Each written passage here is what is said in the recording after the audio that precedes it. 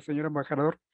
Bueno, a nombre del Colegio de Jalisco y del Seminario Kratos, para nosotros es un honor que con usted hablamos un espacio que se intitula Reflexiones y Debate, y muy honrados por tenerlo como ponente y la inaugure porque está abordando un tema de muchísima importancia en las relaciones fundamentales de México con el mundo y sobre todo un tema que yo sé que va a salir por el público de que ahorita está muy en la coyuntura, pues el asunto de la relación que tenemos con los Estados Unidos, ¿no?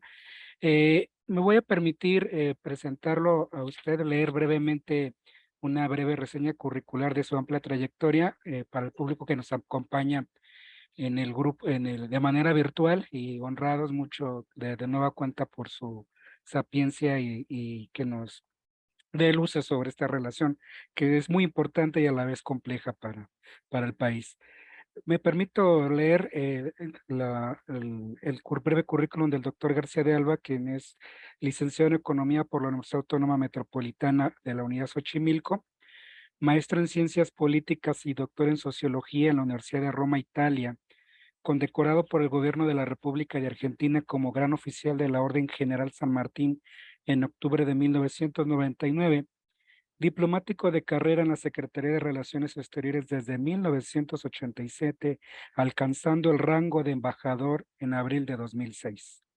De julio a octubre de 2019 fue cónsul de México en San Bernardino, California, y de junio del 2011 a mayo del 2016 fue embajador de México en Irlanda y de junio de 2016 a junio de 2019 fue cónsul general de México en Los Ángeles, California. En junio de 2019 fue designado embajador de México en la República de Italia con concurrencia de los países de Albania, Malta y San Marino.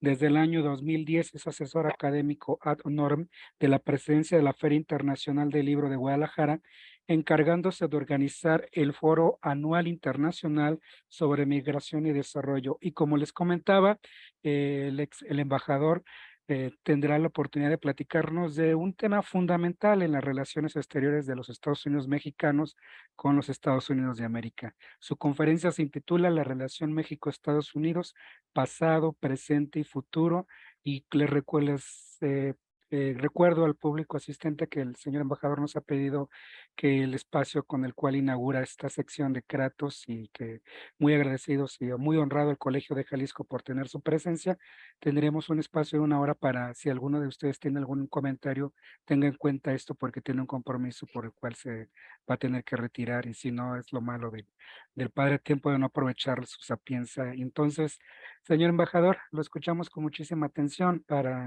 pues para abordar este tema que es fundamental para el país en nuestra compleja y difícil relación con los Estados Unidos de América. Muchas gracias por la generosa presentación. Lo de la sapienza ya se verá al final. Lo de las ganas, tal vez sí puedo decir que traigo muchas ganas de platicar con ustedes, pero lo de sabio yo creo que eso sí queda con signos de interrogación. Es raro empezar una plática con una pregunta que responde a mi enorme ignorancia. ¿Qué quiere decir Kratos? Kratos, lo intitulamos este seminario como de estudiar el poder en sus diferentes aristas, la distribución, el acceso, el ejercicio del poder, y creo que en las relaciones geopolíticas esta es una relación fundamental, ¿no? Entonces es un concepto etimológico, Así que quiere decir poder en griego. es correcto. Ya aprendí hoy. Ya ven, ustedes son los sabios. Una conferencia en la que el conferenciante empieza aprendiendo de ustedes, así es que muchas gracias. Bien, aclaro que la plática que con mucho gusto acepté y que además no sabía el presidente Aires me lo está diciendo, soy el primer integrante del Consejo Consultivo del Colegio de Jalisco que se reúne virtualmente con ustedes, con estudiantes, investigadores, profesores del Colegio de Jalisco. Me honra mucho esta distinción. Me honra mucho haber sido invitado y aprobado para ser parte de este consejo consultivo, que es una figura nueva en esta prestigiosa institución a la que quiero y respeto y sigo desde hace muchos años. De hecho, como lo sabe el presidente y lo recuerdo, tuve el privilegio durante un tiempo de ser miembro de la Junta de Gobierno y ahora pues tengo por segunda vez esta oportunidad de estar cerca de esta institución, aclarando además que soy orgullosamente mexicano y orgullosamente jalisciense. Entonces, me distingue mucho que me permitan estar cerca de mi tierra a 12,000 kilómetros de distancia el día de hoy. Hago la premisa de que lo que comentaré será a título personal, no a título institucional, porque cubro la responsabilidad de representar a México en Italia, en Malta, en Albania y en San Marino, pero el día de hoy platicaré a título estrictamente individual como Carlos García de Alba, que ciertamente he tenido el privilegio de servir 3 veces en mi carrera profesional en los Estados Unidos, como cónsul general en Dallas, Texas, después como cónsul general en Los Ángeles y después como cónsul en San Bernardino. Entonces, eso me da pues elementos para considerar que puedo hablar de este importante, sensible, relevante tema en la relación de México. Sin duda, la relación más importante que tenemos a nivel internacional. Yo haría una premisa de entrada, porque a veces se nos olvida la historia. Cuando estamos estudiando en la primaria en México, desconozco si se sigue haciendo, pero yo soy de esa generación en que sí se hacía, los libros de texto de historia nos enseñan que en la guerra México-Estados Unidos a mitad del siglo XIX perdimos una gran cantidad de territorio. Exactamente, no se entra en esos detalles, pero fue alrededor del 55% del territorio nacional el que se perdió, o sea, poco más de la mayoría. Y esto ha formado parte del DNA histórico de los mexicanos y ha marcado en muchos sentidos los estados de ánimo de los mexicanos hacia los Estados Unidos, hacia el gobierno y hacia el pueblo estadounidense. Pero lo que los libros de texto no decían, y no sé si sigan no diciéndolo, es que esas tierras que van desde Nuevo México y Arizona y California y buena parte de Oklahoma y Nevada y Utah, etcétera, y porque Texas fue un caso distinto. Recordemos que Texas 12 años antes habíamos tenido ya un conflicto específico con ese estado que se había independizado y que por 12 años fue república independiente. Bien, lo que no se dice en los libros de texto es que esas tierras extensas no estaban vacías, eran tierras que estaban ocupadas por mexicanos. Cálculos estimados de un experto en este tema, Manuel García y Griego, que es catedrático de la Universidad de Albuquerque, Nuevo México, calcula que había no menos de 40,000 mexicanos y no más de 100,000 mexicanos viviendo en esas tierras. No pocos, y además pues, instalados, sedentarios, no eran tribus nómadas, eran gente que habían vivido ahí durante mucho tiempo y que tenían actividades productivas. ¿Y por qué resalto esto? Porque yo siempre digo que no fueron los mexicanos los que cruzaron la frontera con Estados Unidos.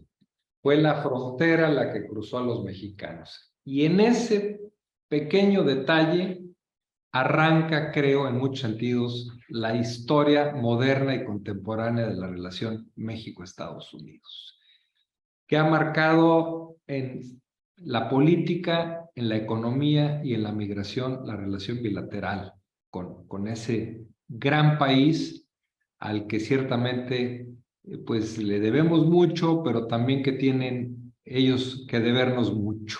Ha sido una relación compleja, difícil, en la que ciertamente los dos países hemos salido en muchos sentidos ganando en ocasiones perdiendo, pero es una relación imprescindible. En la geografía no hay divorcio. No podemos decir cuando me peleo con el vecino, ya me voy a vivir a otro barrio. La geografía no admite ese tipo de peculiaridades, así es que hemos sido, somos y seremos socios, vecinos, aliados. Esto es más reciente con los Estados Unidos. Y en esa cadena, tipificando la relación Estados Unidos, dejo mi plática. Lo vecino queda claro, tenemos una frontera muy extensa de alrededor de 2.300 kilómetros, de las cuales 55% solo es con el estado de Texas y el resto, el 45%, pues es con Nuevo México, Arizona y California. No hay manera de cambiar esa frontera. Tenemos 14 ciudades gemelas que van desde Tijuana y San Diego hasta Brownsville y Matamoros. Son 14, es un sistema de manchas urbanas la que atraviesa la frontera México-Estados Unidos, que la verdad viven de manera imprescindible una de la otra. Es la frontera más transitada comercialmente y es la frontera más transitada humanamente. El volumen de intercambio llega a $2 millones por minuto y solo la frontera Tijuana-San Diego registra más de 1 millón de cruces de personas cada día. Ese es solo hablo de uno de esos 14 sistemas gemelares de ciudades. Tijuana, San Diego. Ese es el tamaño de la vecindad geográfica que tenemos. Álvaro. Entonces, después de la geografía, de la vecindad, que creo que es importantísimo entender cómo están imbricadas las tierras mexicanas y las tierras estadounidenses, habría que pasar, y esto ha sido historia y es presente, podemos decir que con los vecinos cada quien decide si quiero o no ser amigo.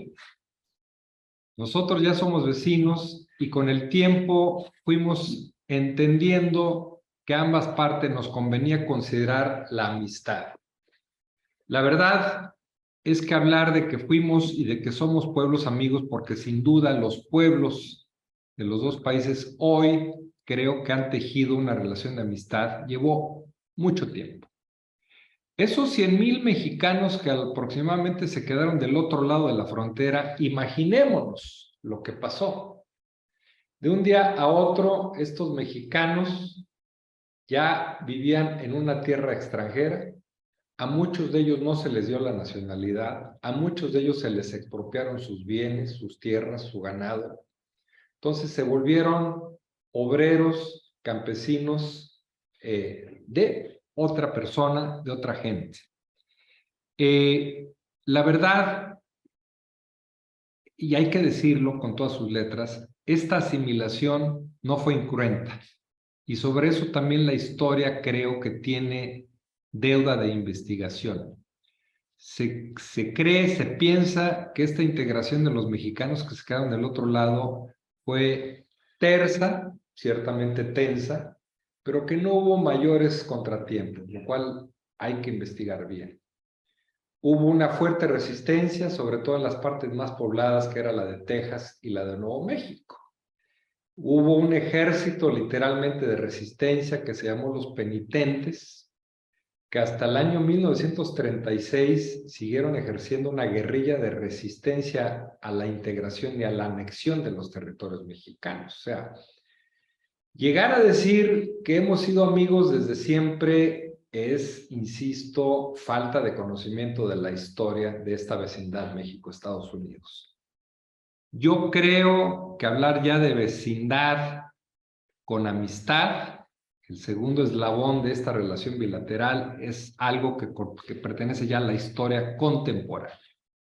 Yo creo que es a partir de los años 60, sobre todo, cuando presidentes como John Kennedy, como Lyndon B. Johnson, como Adolfo López Mateos, como Gustavo Díaz Ordaz, empiezan poco a poco a tener un acercamiento más amistoso y cordial con los Estados Unidos.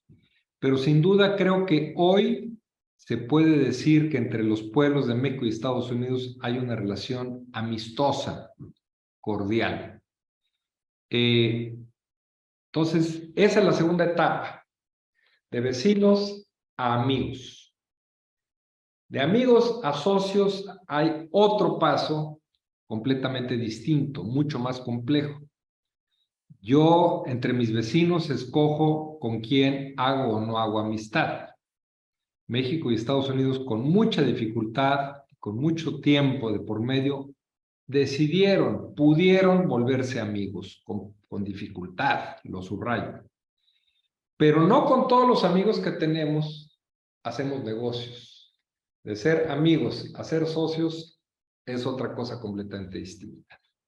Y por eso creo que un episodio esencial en la relación bilateral fue, pues, literalmente, la negociación y firma de un acuerdo de libre comercio entre México y Estados Unidos. Aquí hay que hacer un poquito de historia también. México, durante toda la etapa del desarrollo estabilizador y el desarrollo compartido, fue una economía esencialmente cerrada. Recordemos que en la ciudad de Guadalajara, el entonces presidente José López Portillo, el 19 de marzo, acaba de pasar el aniversario de 1979, yo tenía 11 años de edad, en la Plaza de la Liberación de Guadalajara, el presidente López Portillo declara con bombos y platillos que México no se adheriría al GATT, como se llamaba la entonces Organización Mundial de Comercio. Y fue una fiesta nacional el que México acordara que seguiría con una economía petrolizada y cerrada esencialmente al comercio internacional. Fue hasta 1985, 6 años después, cuando el presidente Miguel de la Madrid cambia de opinión, en buena medida también por un grave terremoto que sucedió en la Ciudad de México, que cimbró la economía nacional y la sociedad mexicana, cuando finalmente se da marcha atrás y se decide entrar al entonces GATT, lo que marca un viraje histórico que yo creo que debe de ser profundizado, que nos permite y nos lleva a abrir la economía, no con pocos costos sociales, con muchos costos sociales, económicos y políticos, que nos llevó 6 años después de nuevo a firmar nuestro primer acuerdo de libre comercio en el mundo, que fue con Chile. Que no se nos olvide que nuestra primera visión de libre comercio fue hacia el sur del continente, no hacia el norte. 3 años después es cuando finalmente México, Estados Unidos y Canadá acuerdan firmar este pacto, este tratado de libre comercio que se volvió histórico y que ha tenido sin duda una enorme relevancia en la historia contemporánea de México, para bien o para mal, podemos discutirlo en otra ocasión, pero ha sido trascendental en la historia contemporánea de México la firma del entonces NAFTA o TLC, como le llamamos en español. Creo y estoy convencido que la profundización de esta apertura comercial hacia los Estados Unidos y hacia Canadá marcó nuevamente un viraje en la relación bilateral, porque fue lo que nos permitió subir este tercer escalón en la relación bilateral. Es decir, ya éramos vecinos, con el tiempo nos hicimos amigos y ahora sin duda somos socios muy relevantes económica, comercial, financieramente México-Estados Unidos. Pueden variar un poco las cifras. La semana pasada éramos el primer socio comercial de los Estados Unidos a nivel mundial, por arriba de Canadá, aunque Canadá hay momentos en que nos rebasa, ahí estamos más o menos parejeando, pero sin duda por arriba de China. Otra cosa es el saldo, pero yo estoy hablando del volumen de intercambio. México es hoy día el primer cliente, el primer socio de negocios comercial de los Estados Unidos, que es por mucho, sigue siendo la primera potencia económica del planeta.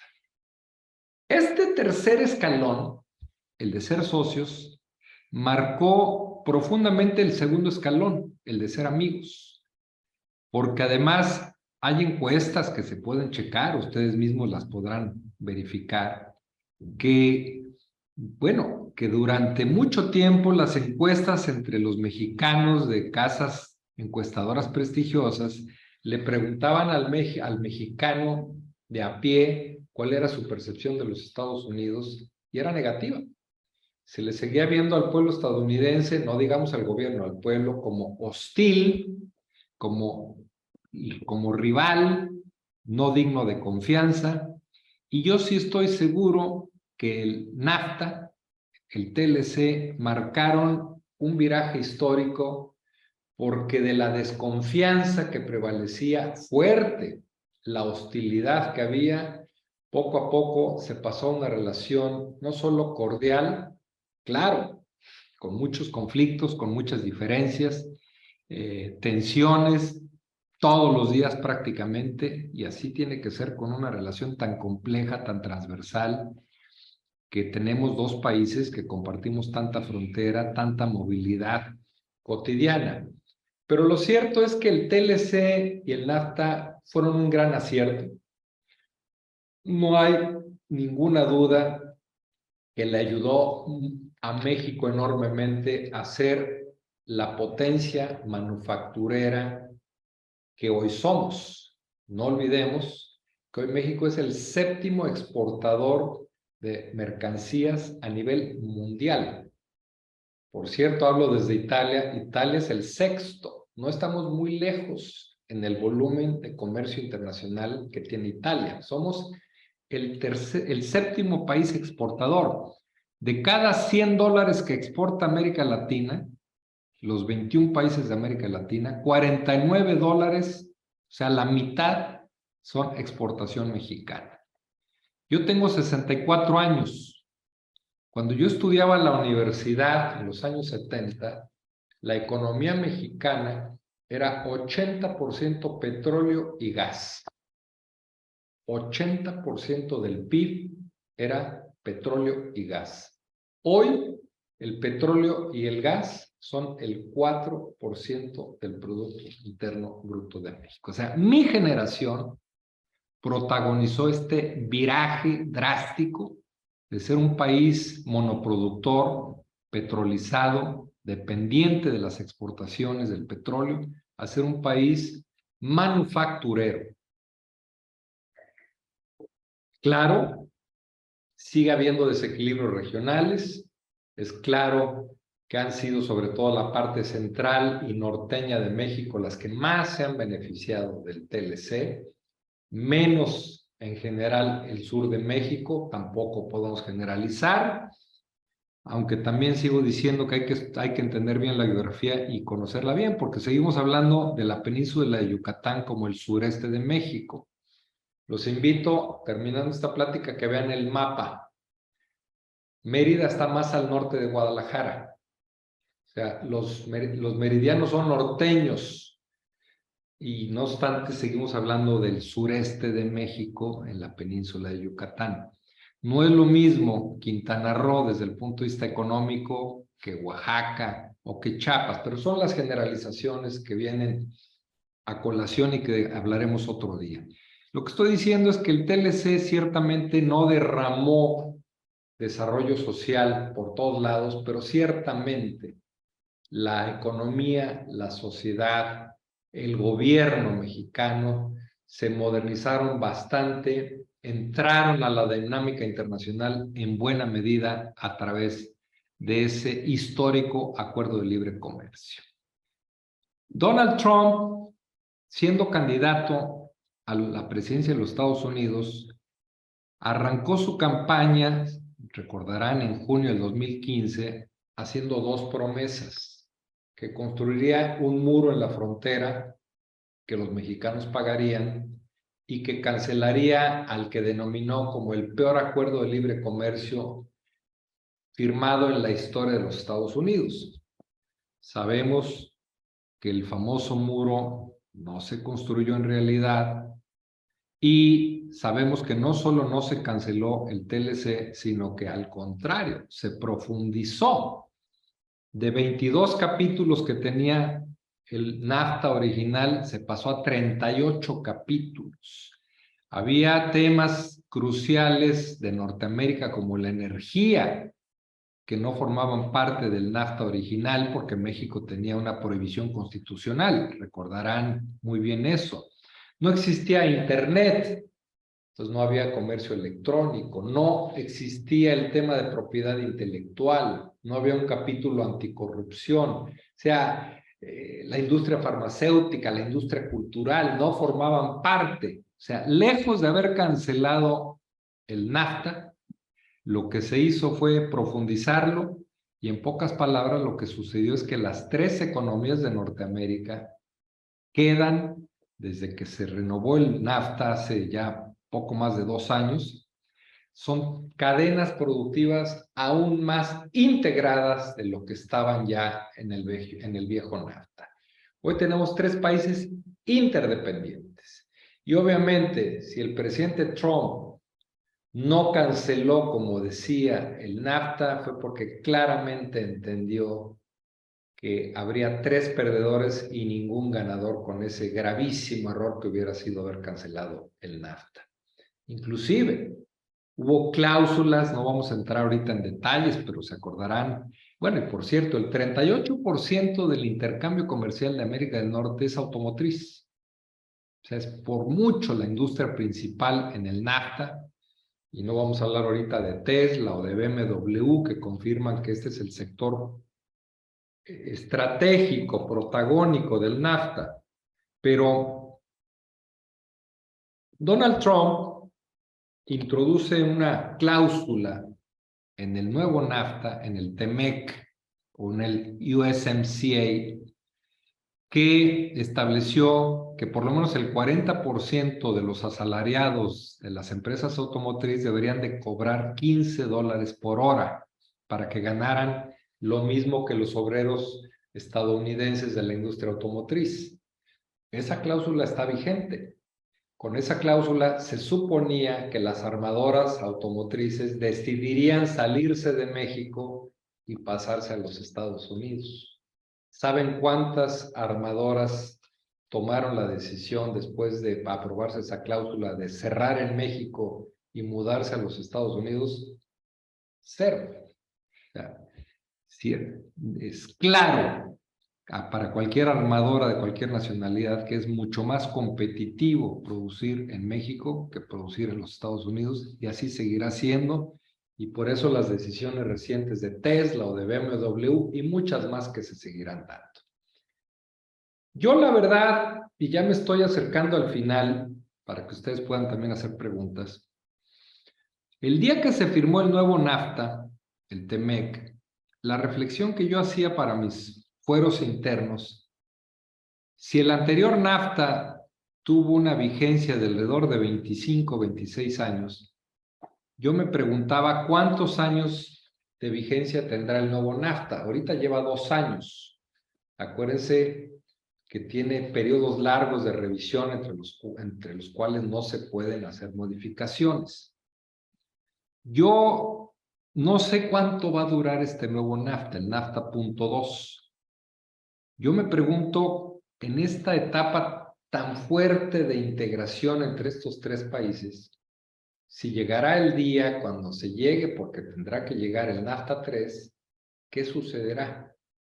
¿Qué pasos adicionales se podrán dar para integrar mucho más a Norteamérica? Porque nos tiene que caer el 20 que pertenecemos a una región económica que se llama Norteamérica. Entonces, yo me pregunto si la siguiente etapa del NAFTA va a ser con una divisa única, si va a ser ya de plano con libertad de movilidad humana o por lo menos regulada, pero entender que México tiene bono demográfico que Estados Unidos y Canadá no tienen, que la competitividad de muchos sectores de la economía estadounidense se deben a la fuerza de trabajo mexicana, si tendremos que llegar a una unión aduanal, pero es cierto y es claro que estos tres países no solo no se podrán ya desintegrar, independientemente de los conflictos, tensiones políticas que todos los días tenemos y que siempre hemos tenido.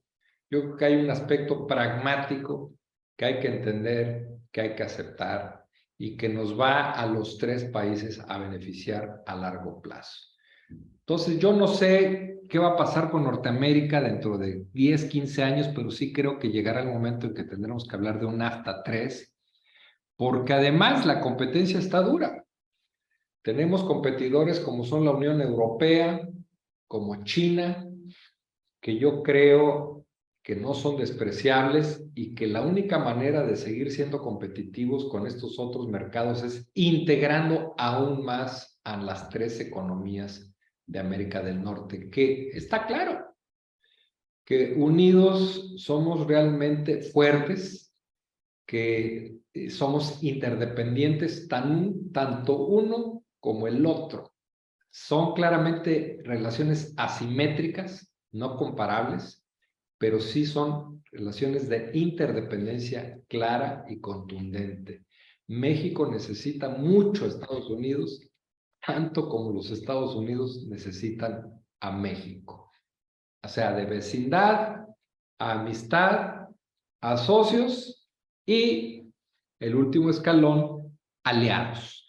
Este es tal vez el tema más polémico y álgido, porque nuestras políticas internacionales, nuestras políticas exteriores, pues son distintas. Tenemos bagajes, historias muy disímbolas, pero ciertamente hemos empezado nuevamente a entender que la convivencia es el mejor elemento en la relación bilateral. Y por eso creo que ha sido un acierto poco a poco manejar nuestras relaciones internacionales por compartimentos. No podemos nosotros manejar nuestra relación bilateral metiendo todo en una bolsa, porque eso no permitiría hacer la relación llevadera como necesita ser entre dos países tan interdependientes.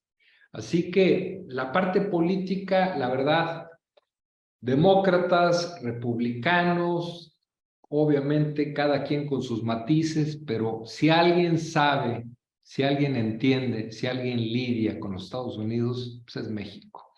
No hay país que entienda mejor a esa nación tan compleja, tan importante en este planeta como México, y los muchos gobiernos que se han alternado, porque pues, digo, yo en los años que llevo en el servicio exterior me ha tocado trabajar con 9 presidentes de la República, cada uno con sus estilos, con sus prioridades, pero todos de una manera u otra al final han salido airosos en esta delicada, complicada relación bilateral tan asimétrica, pero tan interdependiente. Cierro con una nota sobre la parte migratoria. Dije que no fueron los mexicanos los que cruzaron a Estados Unidos, sino la frontera la que cruzó a los mexicanos. La parte migratoria es muy importante entenderla y considerarla en la relación bilateral. La principal comunidad que México tiene en el mundo está en Estados Unidos. Estamos hablando de 12 millones de mexicanos de primera generación y de 37 millones de mexicoamericanos. Somos la primera minoría en los Estados Unidos, ya por arriba de los afroamericanos. Yo creo que es una cuestión de tiempo, no sé, 20, 30 años, en que obviamente llegará al poder de esa importantísima nación un México americano. Yo creo que es cuestión de tiempo, pero ciertamente no es automático. Claramente la educación cívica será un factor importante para que los mexicanos sigan aprovechando el andamiaje legal que tenemos ya los dos países, que nos permite tener la doble nacionalidad. Muchos mexicanos, el 60% en Estados Unidos, no tienen documentos, pero hay muchos que sí. que no toman la nacionalidad estadounidense. Hay todavía resabios culturales. A esos mexicanos, a esos cerca también de 5 millones de mexicanos que sí tienen papeles, hay que repetirles una y otra vez que se hagan ciudadanos estadounidenses, que no traicionan a México tomando la nacionalidad estadounidense, que se presenten a todas las elecciones posibles e imaginables, desde sheriff de su pueblo hasta jefe del distrito escolar, representante local, gobernadores, senadores, legisladores. Tenemos obviamente que aprovechar y aliarnos con la comunidad mexicoamericana. Los mexicanos seguimos convencidos que los chicanos, como se les dice en California, o latinos o mexicoamericanos, solo pertenecen a los Estados Unidos. No, nos pertenecen también a nosotros, por eso son mexicoamericanos. Y nos ha faltado mucho trabajo de tejido, de alianza con esa rica comunidad de mexicoamericanos que viven, trabajan en los Estados Unidos. Y que además no están solo en Estados Unidos. Aquí en Italia hay más mexicoamericanos que mexicanos. Y hay mexicoamericanos en Tailandia y en Ruanda y en Uruguay, a los que nunca, francamente, les hemos hecho caso, con un desperdicio político impresionante. Y veamos la otra parte, y con eso cierro.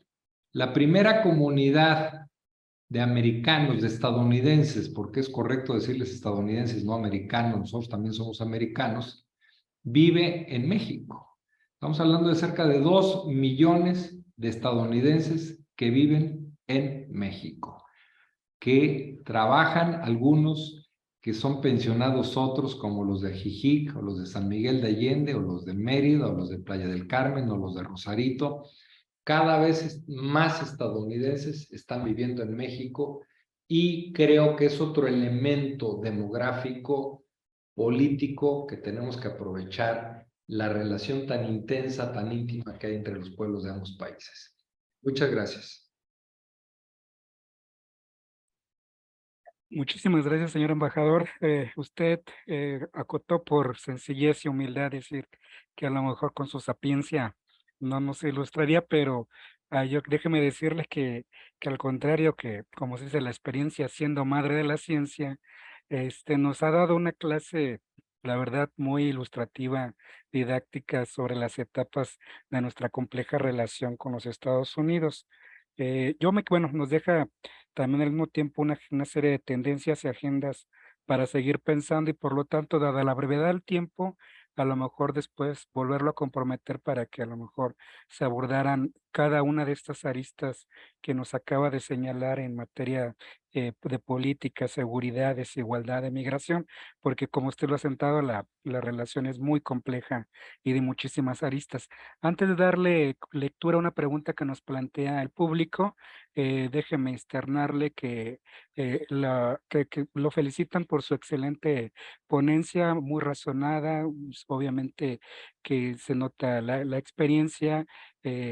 Saludos de Giovanni Barajas, de Juan Díaz, de Patricia Ortiz. Y la pregunta que le plantean, señora embajadora, es la siguiente. Bueno, antes que nada, muy agradecido con la conferencia. Nos queda ya más claro estos grandes trazos de nuestra compleja relación y cómo ha transitado por varias etapas. Y nos pregunta el maestro Arturo Torres, ¿cuál es el futuro de la relación de México-Estados Unidos frente a China y su presencia cada vez más fuerte en el continente americano, en economía y en población? Obviamente, cómo afectaría la relación México-Estados Unidos. Y sobre todo me queda una idea que es real, ¿no? Y usted que en la experiencia dice, creo que México es el país que sabe lidiar con los Estados Unidos. Y ahí está también un aprendizaje que no tiene ninguna mención. En alguna ocasión el embajador Jeffrey Davidoff decía que la relación México-Estados Unidos era como una especie de oso y un puerco espín, ¿no? Que es muy compleja y que, pues así la geografía, como dicen, nos puso aquí y habría que aprovechar y transitar de ser socios a fortalecer a la medida de lo posible a esta relación que a veces en muchos de nuestros connacionales es de a veces de amor-odio, ¿no? Entonces, ¿qué tendría que decir al respecto con lo que nos acaba de plantear el maestro Arturo Torres? Pues la metáfora del embajador Davidoff, a quien por cierto tengo el honor de haber encontrado en más de una ocasión, inclusive en algún retiro intelectual, estuvimos, no me acuerdo si fue en Palm Springs un fin de semana, en un foro de reflexión sobre la relación México-Estados Unidos. Le guardo mucho respeto al embajador Davidoff, un diplomático de carrera y además fue un gran embajador de Estados Unidos en México.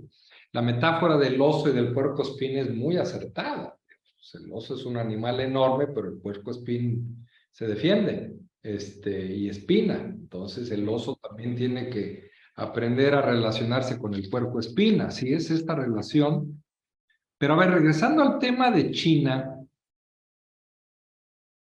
hay que, primero los datos.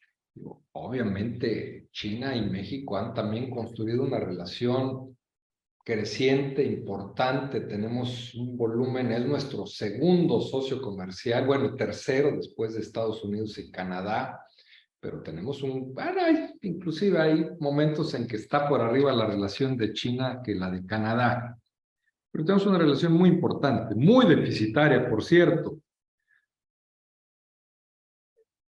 Si ustedes ven el mapa de América Latina, creo que ya son solo 2 países de los 21 en donde China no es el primer socio comercial, que son México y Guatemala. Pero de Guatemala para abajo, revisen desde Honduras hasta El Salvador, hasta Brasil, Chile, Argentina, el principal socio de América Latina es China. México, en buena medida, por la dinámica del NAFTA, no ha caído en esa característica. No estoy juzgando, son los datos duros. México no tiene en China su principal socio como la inmensa mayoría de países latinoamericanos. Y no se ve que vaya a ser así. Guatemala tiene una lógica distinta, pero creo que son solo los únicos 2 países que siguen teniendo a Estados Unidos como socio principal. La guerra con Ucrania cambió drásticamente la geopolítica. Inclusive no solo la relación de México con China, sobre todo la relación de Estados Unidos con China. Digo, lo que ha pasado en estos últimos meses, desde los globos que andan por ahí, dizque espiando, alguien dice que son espías, otros dicen que están midiendo las nubes y previendo el clima.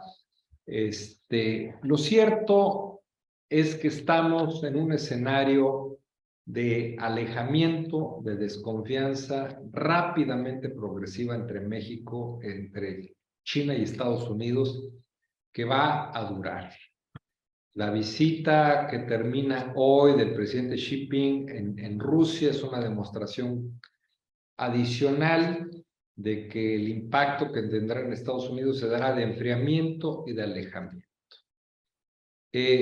Lo que está claro, y el concepto de nearshoring lo está demostrando, es que nosotros no provocamos esa guerra, pero ciertamente nos está beneficiando económicamente. O sea, es deplorable esta guerra de agresión. El gobierno de México lo ha dicho claramente, inclusive éramos miembros del Consejo de Seguridad.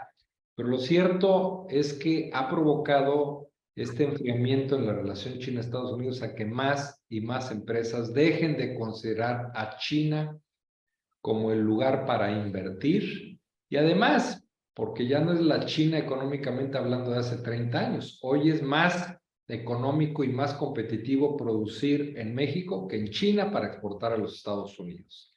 Entonces, yo creo que la relación de México y China sí va a ser cordial, claramente no es un satélite de la relación con Estados Unidos, tenemos nuestra propia relación con China, muy cordial, muy favorable, muy conveniente, pero en términos geoestratégicos, creo que más y más inversiones llegarán a México y menos a China. Seguirán llegando muchas inversiones a China. Pues es un mercado interno brutalmente enorme. Así es que las empresas que también vayan a China a producir para el mercado chino seguramente no les irá mal. pero las empresas que iban a China para fabricar ahí y venderle a Estados Unidos, lo están dejando de hacer. Yo mismo desde Italia me estoy dando cuenta. No tienen ustedes idea de la cantidad de empresas italianas que en los últimos 6 meses se han acercado a esta embajada pidiendo información de cómo invertir en México, ya sea por primera vez o para expandir sus inversiones.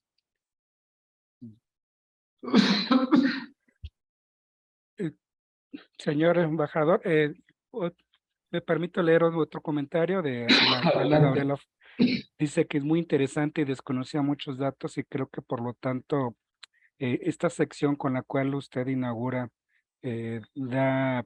hace muy entendible para muchos de nosotros que desconocemos la parte de las relaciones exteriores y la cuestión diplomática o la geopolítica internacional, nos queda muy claro y entonces de agradecerle y decirle que esto es la verdad una clase para muchos de nosotros y dado que se está agotando el tiempo porque se tiene que retirar, no sé, quiera comentar algo más para nuestro público, la mayoría son comentarios de agradecimiento precisamente por ilustrarnos esta compleja relación de la importancia del pasado, de la historia, que pesa la geografía, la situación presente y marcar una serie de agendas, tendencias que precisamente cada una de ellas es un asunto por abordar. Por ejemplo, esta idea que planteaba de tener una estrategia para trabajar con nuestros connacionales que no renuncien a la nación mexicana y que opten por la nacionalidad estadounidense, pues implica también un cambio a lo mejor